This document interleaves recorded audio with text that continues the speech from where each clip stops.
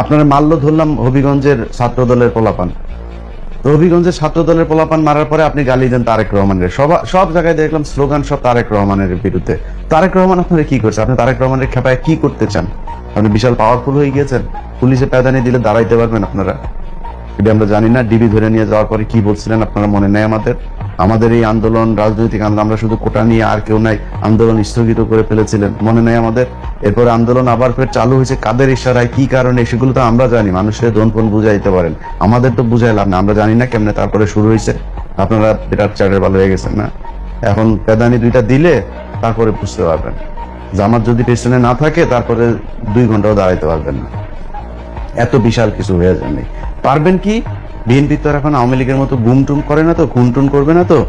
দেশে একটা বিশাল অস্থিতিশীল পরিস্থিতি তৈরি হয়ে যাবে। হ্যাঁ, আপনাদের সাথেও কিছু সাহসী, খুব ভালো, এখনো কিন্তু এনসিপির সাথে অনেক ভালো, অনেক সাহসী মানুষজন, দেশপ্রেমিক মানুষজন আছে। সেই মানুষগুলোরও তারা প্রয়োজন শেষে ছুঁড়ে ফেলবে। গেল কয়েকদিন আগে মেহাদি নামে একটা ছেলে এইখানে, এই হবিগঞ্জের এইখানেই, তারে মারলো না? ওই সেদিন যান নাই তো? সেদিন যায় যদি থানা ঘেরাও করতেন, সেদিন যায় যদি বিচার চাইতেন, সেদিন ওর পক্ষে যদি যায় মামলাটা করতেন, আজকে তো আপনাদের পেটানোর সাহস পাইতো না। আপনারা সেদিন যান নাই। কয়েকদিন আগে বেনাপোলের ওইখানে একটা ছেলেকে আপনাদের হাত পা বেঁধে তারপরে মেরে ফেললো, জান নাই তো?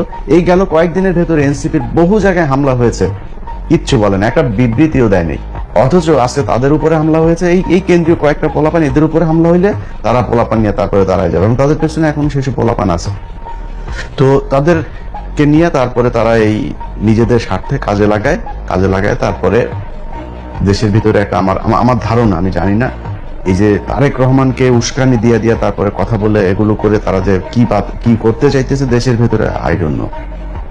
যদি ভেতরে মানে নাশকতার কোনো উদ্দেশ্য থাকে, কিংবা বিশেষ কোনো উদ্দেশ্যে এগুলো করা হয়ে থাকে, আমরা সেখান থেকে বের হয়ে আসবেন। দেশে যদি খারাপ পরিস্থিতি হয়, আমি বিএনপি সরকারকে সমর্থন করি না। বিএনপি বাংলাদেশে এখন যা যা করছে সবকিছু আমি সমর্থন করি না। কিন্তু এখন যদি আপনি বিএনপি এই যে ভারতের ব্যাপারে যে সিদ্ধান্তগুলো নিয়েছে, চীন, তুরস্ক, পাকিস্তানিদের সাথে যে সম্পর্কগুলো, আমেরিকার সাথে যে সম্পর্কগুলো তারা বিল্ড আপ করছে, মানে পররাষ্ট্র নীতিটা যেভাবে চলছে, আমার ভাই এটা দরকার। আপনারা ক্ষমতায় আসলে যে কি করবেন, চুরি কাকে কাকে বলে, কি কত প্রকার, ওইটা আমরা দেখছি ভাই।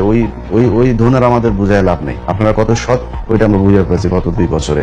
এখন বিএনপিও চুরি করে, 100% চুরি করে, কিন্তু আপনারা দিলে আপনি দেশ একদম চুরি ছাড়া চালাইতে পারেন নাই তো। সো আপনারা এই চুরি নিয়ে বাদ দেন, পররাষ্ট্র নীতি নিয়ে তারা যা করতেছে, ভালো করতেছে, তাদেরকে সুন্দর করে দেশটা চালাইতে দেন 5 বছর।